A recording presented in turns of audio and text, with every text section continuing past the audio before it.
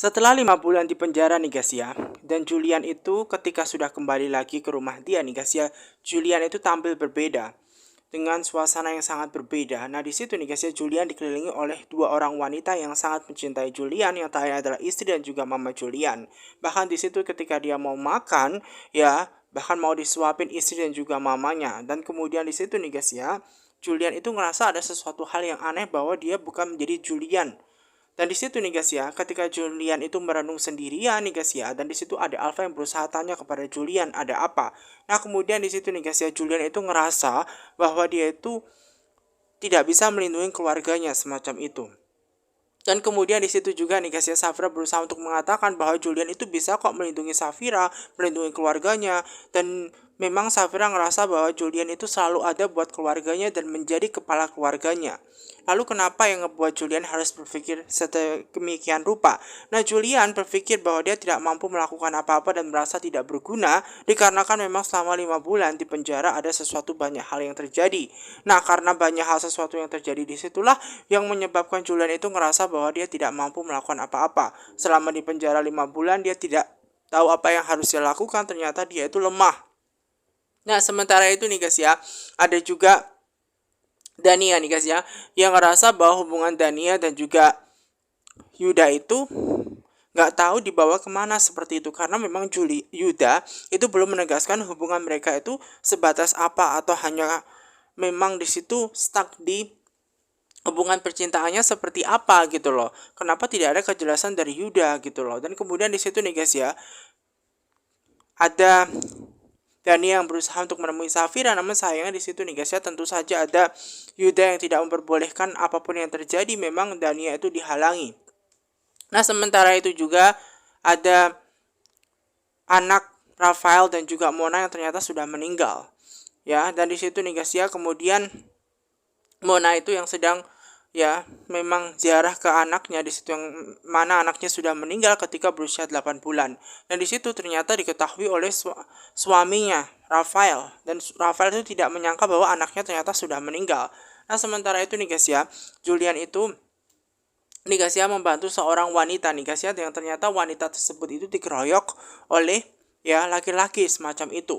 Dan oleh karena itulah yang menyebabkan Julian itu membantu perempuan tersebut. Nah, disitulah ada Julian yang berusaha untuk membantu karena memang wanita tersebut membutuhkan bantuan dari Julian. Makanya Julian menghajar ya dua orang laki-laki yang berniat jahat kepada wanita tersebut. Nah sementara Safira nih guys, yang ternyata memang sudah lama banget tidak bisa kontak dengan kakaknya Dania, karena memang di situ Dania memang pergi tanpa menjelaskan kepada Safira dan memberi kabar kepada Safira. Dan di situ nih guys ya, Dania itu berusaha diberikan message, diberikan pesan supaya Dania itu ngabarin bagaimana kondisinya Dania saat ini, karena memang Safira ini mau lahiran. Makanya dia memberikan pesan kepada Dania bahwa Dania itu harusnya ada semacam itu buat Safira. Namun ternyata pesannya itu hanya centang satu nih guys. Nah sementara Ray itu nih guys ya, memang lagi menjemput Yuda dan juga Dania yang baru pulang dari Australia dan sudah kembali ke tanah air. Dan di sini juga nih guys ya, ternyata ada Yuda dan juga memang juga Dania yang ternyata mereka bahagia banget selama mereka ada di Australia, dan mereka juga bahagia ketika mereka sudah sampai di negara Indonesia. Nah kemudian di situ setelah kembali nih guys ya, membuat banyak perubahan yang terjadi kepada Yuda. Nah kemudian Ray itu berusaha untuk memanggil bosnya dengan memanggil Yuda, namun ternyata tidak diizinkan untuk memanggil Yuda karena dia sudah punya identitas baru yang tak lain adalah memanggil dengan Diamonds. Dan di situ nih guys ya, Ray ngerasa yang ada yang aneh, kenapa di situ memanggil dengan Diamonds semacam itu loh guys. Yuda memang sekarang menganggap dirinya sebagai Diamond. Dia memberikan nama dia Diamond dikarenakan Diamond itu punya arti makna yang begitu sangat dalam. Nama itu diambil dari Yunani kuno yang artinya memang penjaga. Kenapa menjaga? Penjaga yang artinya itu menjaga Dania. Sekarang dia tuh sebagai penjaganya Dania. Nah Dania sih merasa bahwa dia senang banget karena dijaga oleh Yuda. Nah di situ nih guys ya, Yuda itu memang ngerasa bahwa dia itu sebagai Diamond. Jadi ketika berada di luar rumah, jadi tolong buat mereka semua menganggap Yuda itu sebagai Diamond, supaya identitas dia aman dan tidak dikenali oleh banyak orang. Nah, sementara dan itu ngerasa tetap memang dia akan tetap memanggil Yuda ya ketika di dalam rumah semacam itu. Nah, sementara itu juga ketika dia sampai nih guys ya, ternyata Dania itu pertama kali mencari Safira. Karena memang sengaja memang dia pengen mengetahui bagaimana kabarnya Safira setelah lama tidak pernah bertemu dengan Safira. Namun ternyata ya hal tersebut tidak disukai oleh Yuda. Yuda itu ngerasa cemberut karena memang Yuda itu ngerasa untuk bisa menjauhkan Dania agar Dania tidak berurusan lagi dengan Safira. Nah, ternyata Dania itu ngerasa bahwa memang Yuda kurang suka jika dia mau menemui Safira. Padahal walau bagaimanapun kan dia kakaknya dan dia hanya pengen bertemu dengan Safira supaya tahu bagaimana kabarnya Safira. Dan di situ nih guys ya, berupaya apapun Yuda tetap tidak mengharapkan bahwa Dania ketemu lagi dengan Safira karena dia sudah berusaha semaksimal mungkin untuk menjauhkan Dania dengan Safira. Ketika di Australia bahkan dia berusaha untuk menjauhi Safira dan tidak tahu terkait infonya Safira, kontaknya Safira agar dia tidak dihubungi terus dengan Safira semacam itu loh guys. Dan di situ nih guys ya, Dania ngerasa ada yang aneh. Ya, ada yang aneh di dalam diri Yuda saat ini. Apakah memang kebencian Yuda kepada Safira di masa lalunya karena tidak bisa mendapatkan Safira, atau mungkin karena memang dia memiliki identitas baru, hal tersebut yang tidak pengen diketahui oleh orang banyak. Nah, kedatangan Julian yang berada di rumahnya nih guys ya, memberikan suasana yang luar biasa. Ketika dia sudah sampai di rumahnya, bahwa rasanya sangat hangat sekali, berbeda dengan dia ada di penjara. Karena selama 5 bulan dia ngerasa hidup dia sangat sengsara sekali. Maka dari itu dia mau ke kamar atas nih guys ya. Kamar yang penuh dengan kenangan dia. Dan dia berusaha untuk ke kamarnya tersebut. Dan setelah dilihat-lihat ternyata memang penuh banget banyak kenangan di kamarnya. Bersama dengan Safira dan kamarnya masih dalam kondisi yang sangat baik. Dan memang pengen dia tidur di kamar tersebut karena penuh dengan kenangan. Hal yang sangat positif. Karena ketika dia menampakkan di kamarnya ngerasa hal yang sangat berbeda. Ada hal yang sangat enak banget gitu loh guys ya. Memang di situ kamarnya empuk, ya sofanya empuk, semuanya enak gitu loh guys ya. Apalagi kamar tidurnya sangat empuk, sangat indah, sangat megah semacam itu. Dan suasana keindahan itulah yang diharapkan Julian. Karena dia selama di dalam penjara dia tidaklah mengancam mamanya semacam itu. Nah, kemudian di situ nih guys ya, otomatis hal tersebut membuat Yuda juga sangat heran gitu loh. Ternyata memang Rafael sejahat itu dan memang dia kesampaian pengen balas dendam kepada Julian. Nah, ketika Dania mendengar itu semua juga sangat sedih karena walau bagaimanapun Safira seharusnya itu ada di dekatnya Dania. Dania harus bisa membantu Safira. Nah, Safira nih guys ya, berusaha untuk terus membuat kamarnya begitu sangat indah supaya Julian itu ngerasa aman, tenang, damai, karena pastinya setelah dia itu pulang dari penjara membuat keadaan tidak baik-baik saja. Maka dengan penuh kenangan yang sangat sangat buruk sekali ketika dia berada di penjara. Dan di situ nih guys ya, Julian itu hidupnya sangat berbeda, 180 derajat sangat berbeda. Yang artinya ketika di rumah dia bahagia sekali dengan fasilitas rumah yang sangat mewah. Namun ternyata ketika di penjara dia itu disiksa guys. Dan ternyata di situ nih guys ya, ketika Julian itu mau mandi, ternyata memang ya ada salah satu teman dia yang ternyata kurang suka, yang ternyata di situ selalu menyiksa Julian, membuat Julian itu dalam kondisi yang tidak baik-baik saja di situ. Bahkan Julian itu nih guys ya, tidak bisa menjalankan aktivitas dengan sangat baik di sana. Karena Julian itu memang sengaja nih guys ya, dicelupkan ke dalam air. Sehingga membuat Julian ini ngerasa sangat sedih gitu loh. Bahkan dia itu teringat sampai detik ini ketika dia sudah keluar dari penjara, dia teringat ya mimpinya tetap kembali lagi ketika dia berada di penjara dan dia disiksa oleh teman dia semacam itu. Nah, kemudian sementara Safira tetap berusaha nih guys ya mencari suaminya dengan memanggil suaminya Mas Julian semacam itu, namun ternyata tetap tidak ada panggilan. Namun Safira tetap berusaha mencari di kamarnya. Nah, sementara Julian itu nih guys ya masih tertidur lelap dan dia teringat semua masa lalunya ketika dia itu disiksa. Nah, di situ Safira menemukan Julian dengan keadaan Julian itu memang lagi ngigo guys, lagi mimpi buruk semacam itu. Nah, Safira berusaha untuk menenangkan Julian, untuk membuat dia tenang. Apapun yang terjadi di kantor polisi tolong lupakan semacam itu. Jadi Safira berusaha untuk mengambilkan air minum agar membuat kondisi suaminya baik-baik saja. Karena memang Safira itu tahu bahwa kondisi Julian saat ini sangat berbeda ketika dia keluar di penjara. Safira tidak tahu bahwa masalah banyak banget yang terjadi kepada Julian. Nah, kemudian di situ nih guys ya, Safira sebenarnya juga berusaha untuk tanya kepada Julian, dia mimpi apa? Emang ada sesuatu hal yang buruk ya ketika dia ada di penjara gitu. Nah, ternyata Julian tidak menceritakan apapun kepada Safira. Namun Safira tahu betul bahwa ada hal yang berbeda kepada suaminya semacam itu. Makanya dia berusaha untuk tanya lagi, memangnya ada apa? Apakah ada sesuatu hal yang terjadi selama di penjara semacam itu? Ternyata Julian tidak mau menceritakan hal buruk yang terjadi. Maka dari itu nih guys ya, Julian hanya berusaha untuk menyembunyikan hal itu semua supaya membuat istrinya tidak kepikiran, apalagi dengan kondisi istri yang lagi hamil besar. Jadi memang gak mungkin dia menceritakan kepada istrinya Safira, nanti takutnya kepikiran semacam itu. Dan biarlah ini semua jadi rahasianya Julian saja.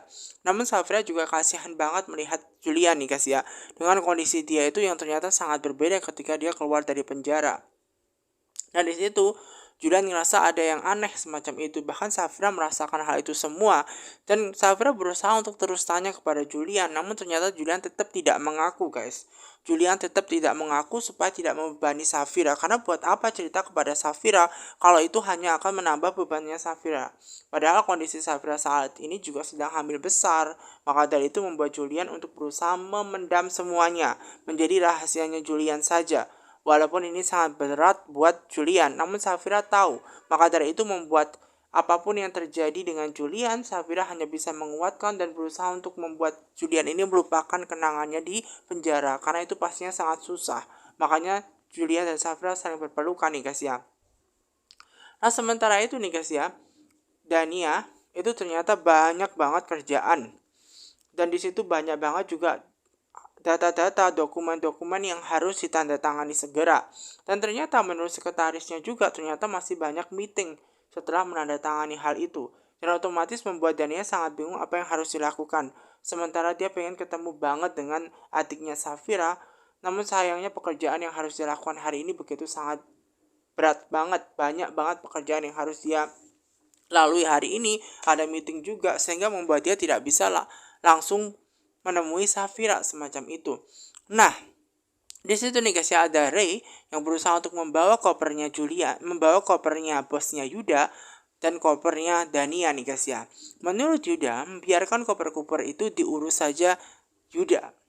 Nah, Ray itu lebih baik menemani Dania dan pastikan bahwa Dania itu tidak bertemu dengan Safira. Dan kalaupun nanti tanya kepada Ray mengenai nomornya Safira, jangan pernah memberikan nomor aksesnya ke Safira. Dan itulah yang diinginkan Yuda guys, agar Dania tidak berhubungan lagi dengan Safira. Nah sementara itu nih guys ya, ada Mona. Mona yang sudah mengetahui bahwa kondisi Papa Gunawan yang tidak baik-baik saja dengan kondisi dia yang memang saat ini sedang lagi berada di ruang ICU. Lagi koma. Nah di situ melihat kondisinya Papa Gunawan yang memang lagi koma membuat Mona itu ngerasa kasihan dan dia memberikan bunga. Ya walaupun hal buruk mungkin terjadi kepada Papa Gunawan, namun Mona itu masih punya hati. Dan Mona ngerasa bahwa dia kasihan banget guys. Dia ngerasa kasihan banget dengan Papa Gunawan yang koma. Walaupun Papa Gunawan itu memang tidak suka dengan Mona, yang pengen Mona itu bercerai dengan anaknya Rafael, namun Mona tetap menganggap Papa Gunawan sebagai papa mertuanya. Apapun yang terjadi, Mona tetap kasihan dengan keadaan Papa Gunawan yang koma tidak sadarkan diri. Ya, Mona itu merasa bahwa dia masih punya hati nih guys ya. Dan berharap bahwa Papa Gunawan itu sembuh. Ya, karena walau bagaimanapun Papa Gunawan itu kan juga papa mertuanya. Dan berharap bahwa Papa Gunawan itu bisa beraktivitas lagi dan kembali seperti semula supaya keadaan Papa Gunawan baik. Karena Mona itu ternyata masih peduli guys. Masih peduli banget dengan Papa Gunawan, mengharapkan Papa Gunawan bisa berkumpul dengan keluarganya. Karena Rafael, Mama Lestari itu sangat menyayangi Papa Gunawan. Nah setelah itu nih guys ya, Mona itu langsung pergi. Setelah menaruh bunga dan menjenguk Papa Gunawan, dia langsung pergi begitu saja nih guys ya. Dan dia berusaha untuk naik lift untuk pergi. Nah, di saat itu dia mau naik lift, ternyata ada yang keluar lift, yang lain adalah suaminya Rafael. Namun sayangnya Rafael itu belum sadarkan diri bahwa ternyata di situ ada Mona. Mona itu sebenarnya juga baru menjenguk dari kamarnya Papa Gunawan. Dia tidak tahu pada awalnya, guys. Nah, di situ nih guys ya, ketika ya Rafael itu mengunjungi papanya, dia melihat di situ ada bunga. Kenapa di papanya itu, dekat papanya ada bunga? Nah, kira-kira siapa yang baru saja menjenguk? Karena kalau Mama Lestari nggak mungkin menjenguk pakai bunga semacam itu. Nah, kemudian hal tersebut menjadi pertanyaan yang besar kepada siapakah, atau bunga itu dari siapakah, semacam itu loh guys. Jadi di situ menimbulkan pertanyaan yang sangat besar sekali. Dan di situ ada suster yang memberikan informasi ternyata bunga itu dari menantunya.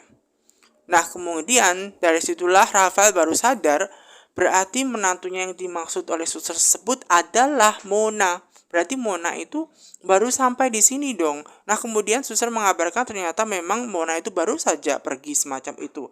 Nah, setelah mendapatkan informasi bahwa Mona baru saja menjenguk Papa Gunawan dengan memberikan bunga dan dia baru saja pergi, membuat Rafael berusaha untuk mencari tahu di mana keberadaan Mona supaya dia tahu bagaimana kondisi Mona dan buah hatinya. Apakah anaknya sudah lahir, dan berusaha dia naik lift, namun ternyata di lift itu nih guys ya, ternyata tidak kunjung terbuka liftnya. Nanti takutnya Mona sudah keluar, makanya membuat Rafael berpikir dengan jalan pintas, yaitu turun tangga saja. Karena ketika liftnya sudah memang lama sekali ya, akhirnya memang lebih baik buat Rafael ya naik turun tangga saja, dan dia berusaha turun tangga.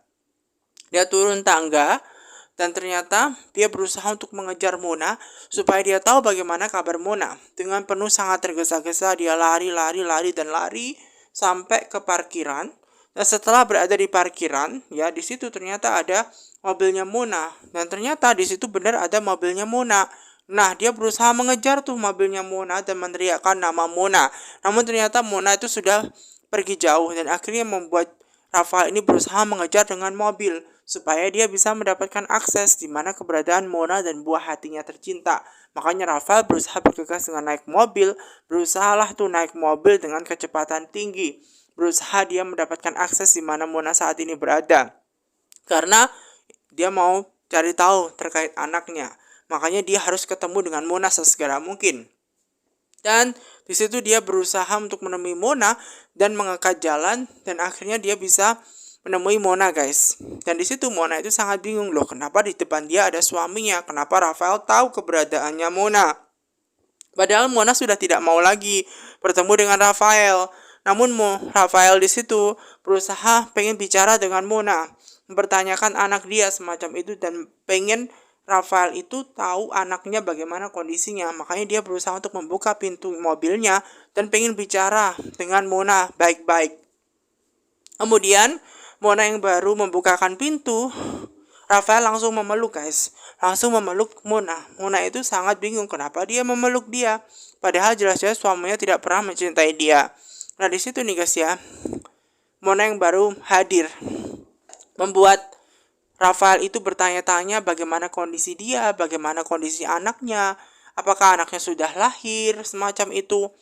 Karena kan dia sudah, perutnya tidak besar lagi, apakah anaknya itu sudah lahir, dan bagaimana anaknya itu laki-laki atau perempuan. Nah, mengenai pertanyaan anaknya laki-laki atau perempuan, membuat Mona itu menjawab bahwa anaknya itu sudah meninggal. Dan ketika Mona itu mengatakan bahwa anaknya itu sudah meninggal, ya, membuat Rafael itu tidak percaya. Dia tetap mempertanyakan di mana keberadaan buah hatinya, ya. Apakah yang dimaksud nggak ada itu, ya, di pikirannya Rafael itu nggak ada itu bukan karena anaknya meninggal. Namun ternyata Mona tetap menyampaikan bahwa anaknya itu meninggal ketika berada dalam usia kandungan 8 bulan. Rafael tetap tidak percaya bahwa Mona itu, ya, anaknya itu meninggal. Mungkin disembunyikan oleh Mona di suatu tempat. Makanya dia tetap pengen tanya di manakah buah hatinya, karena dia pengen bertemu dengan buah hatinya. Dan Mona sekali lagi menegaskan bahwa anaknya itu sudah meninggal. Nah, kedatangan Mona sebenarnya itu hanya pengen mengurus perceraian semacam itu dengan Rafael. Jadi nggak ada anak-anak gitu loh. Nggak ada anaknya karena anaknya sudah meninggal. Rafael tetap tidak percaya nih guys ya. Dia tetap pengen tanya Di manakah buah hatinya itu? Di manakah anaknya yang disembunyikan di mana gitu loh. Karena Rafael pengen ketemu dan dia yakin betul bahwa anaknya itu masih hidup. Karena terakhir kali bahwa kondisi Mona kan baik-baik saja. Namun ternyata Mona tetap menyampaikan bahwa anaknya sudah meninggal. Nah, kedatangan dia hanya pengen mengurus perceraian saja. Dan dia sebenarnya tidak mau lagi berurusan dengan Rafael gitu loh. Walaupun Mona itu mengatakan tetap bahwa anaknya sudah meninggal, tetap Rafael itu ya mengatakan bahwa anaknya itu tetap masih hidup. Hanya saja mungkin disembunyikan oleh Mona, karena Mona tidak pengen anaknya itu diketahui oleh papanya, semacam itu. Mona tetap menyampaikan semacam itu dengan berat hati, karena itu kenyataan ya buat Rafael, agar Rafael itu tahu bahwa anaknya sudah tidak ada lagi. Dan buat apa di situ Rafael itu menangisi bahwa anaknya sudah meninggal? Toh selama ini Rafael itu juga tidak peduli dengan Mona, bagaimana kondisi Mona semacam itu. Bahkan dia berlutut ya di hadapan Mona untuk tahu bagaimana kondisi anaknya dan di mana anaknya semacam itu. Namun Mona tetap mengatakan ya bahwa anaknya sudah tidak ada, karena Mona sudah tidak punya anak lagi gitu loh, karena kondisinya ketika anaknya itu meninggal pada usia 8 bulan. Walaupun dia dulu memang sempat ke Singapura, dia dengan kondisi bahwa kehamilannya baik-baik saja, namun ketika di usia kehamilan 8 bulan anaknya itu meninggal. Makanya di situ membuat Rafael shock dan tidak percaya. Nah, sementara Tante Wulan itu kan sudah lahiran ya guys ya. Dan di situ nih guys ya, Tante Wulan ya, itu memang harus sendirian di situ nih guys ya. Dan Tante Wulan merasa terima kasih banget kepada Mbak Gina yang sudah memberikan semua kebaikan gitu loh. Karena papanya itu kan sedang di luar negeri, dan jika papanya itu tahu bahwa suaminya Romi itu sangat tidak peduli dengan Wulan, ini akan jadi masalah yang sangat besar sekali. Dan oleh karena itu membuat Wulan tetap menyembunyikan semuanya. Jangan sampai ya papanya itu tahu kondisi anaknya Wulan sedang tidak baik-baik saja. Nah, di situ nih guys ya, Mama Gina itu memang baik nih guys ya. Dan nanti kalau ada apa-apa, dia bisa dihubungin. Dan sekarang dia harus segera pulang semacam itu. Nah, mengenai Alpha itu senang banget nih guys ya melihat bayi semacam itu. Makanya tadi dia lama melihat bayi-bayi semacam itu. Kemungkinan besar kata Mama Gina bahwa memang Alpha itu pengen cepet punya momongan guys, karena anak-anaknya itu lucu katanya. Dan di situ Mama Gina ngerasa bahwa dia harus segera pulang karena anaknya Julian itu sudah pulang. Dan dia pengen menyambut Julian semacam itu yang ada di rumah. Nah, kemudian sementara itu Mama Gina berpesan bahwa nanti kalau ada apa-apa sama di rumah sakit bisa calling. Ya, bisa panggil Mama Gina, jangan pernah sungkan. Nah, sementara itu nih guys ya, Alfa juga mau pulang. Jadi bareng tuh antara Mama Gina dengan Alfa pulang ke rumahnya Mama Gina menemui anaknya Julian. Nah, sementara itu nih guys ya, ada Mama Lestari. Di mana Mama Lestari itu sudah menggantikan peran Papa Gunawan terkait perusahaan Platina Mandiri. Semuanya sudah ditangani oleh Mama Lestari ketika Papa Gunawan itu koma tidak sadarkan diri. Makanya semua dokumen mengenai file-file dokumen dan laporan perusahaan mulai saat ini itu harusnya Mama Lestari yang akan menggantikan. Makanya Mama Lestari harus tahu setiap info perusahaan. Karena memang dulunya kan biasanya sekretarisnya itu selalu bilang perusahaan harus dikasih tahu kepada suaminya. Namun kondisi suaminya, Bapak Gunawan itu belum sadarkan diri, dan oleh karena itu sementara waktu hingga mulai detik ini ya dan seterusnya Mama Lestari lah yang akan memegang kendali. Nah, di situ nih guys ya, tiba-tiba anaknya itu datang nih guys ya. Rafael datang tergesa-gesa nih guys ya dengan kondisi yang sangat wajah bingung. Nah, di situ anaknya berusaha untuk menjelaskan ya kenapa dia itu dengan kondisi sangat bingung karena baru ketemu dengan Mona. Di pikiran mamanya itu mungkin ada sesuatu dengan Papa Gunawan. Bukan, Papa Gunawan sih baik-baik saja. Namun Mona yang baru hadir itu mengabarkan bahwa kondisi anaknya itu sudah meninggal dunia di kondisi kehamilan di usia 8 bulan. Mama Lestari tetap tidak percaya dengan apa yang diucapkan ya oleh Rafael yang mengatakan bahwa anaknya Mona itu sudah meninggal. Karena terakhir kali ketemuan cek kandungan itu anaknya baik-baik saja kok. Di usia terakhir kali ketemu semacam itu dicek ke dokter baik-baik saja. Dan itulah yang membuat Mama Lestari akhirnya pengen ketemu langsung dengan Mona untuk mencari tahu infonya. Apakah benar anaknya itu meninggal di usia 8 bulan atau tidak. Karena Mama Lestari tetap tidak percaya. Namun apapun itu, Rafael hanya mengungkapkan kepada mamanya bahwa Mona itu sudah pulang dari Singapura dan mengabarkan bahwa memang Mona itu mau pulang hanya karena pengen mengurus perceraian. Mengurus perceraiannya dengan Rafael. Nah, sementara itu nih guys ya, ada Julian yang baru mandi, bersih-bersih nih guys ya. Dan semua baju-bajunya sudah disiapkan oleh Safira. Bahkan Safira juga pengen membantu Julian. Namun ternyata Julian tidak mau nih guys ya, dipegang-pegang. Apalagi di situ ternyata Julian itu menyembunyikan rahasia besar ketika dia itu berada di penjara dengan kondisi yang tidak baik-baik saja. Dan di situ nih guys ya, Safira ngerasa bahwa ada yang aneh dengan Julian saat ini. Kenapa Mas Julian itu ngerasa ada menyembunyikan sesuatu yang Safira itu kayaknya tidak boleh tahu. Nah, ini mungkin terkait dengan dia merasa berada di penjara semacam itu, dan ketika itulah menyebabkan Safira itu harus berada di luar. Nah, sementara Julian itu pengen ganti baju sendirian. Karena jangan sampai istrinya itu tahu ada luka di dalam punggungnya Julian. Dan ketika Julian itu berusaha untuk ganti baju nih guys ya, Julian itu melepaskan bajunya, ternyata di situ ada punggungnya yang ternyata terluka. Ketika dia dianiaya, ya di penjara semacam itu, ada luka yang membekas di punggungnya Julian. Dan itulah yang menyebabkan Julian ini nggak boleh kasih tahu kepada keluarganya, Mama Gina ataupun Safira, karena pastinya mereka akan kepikiran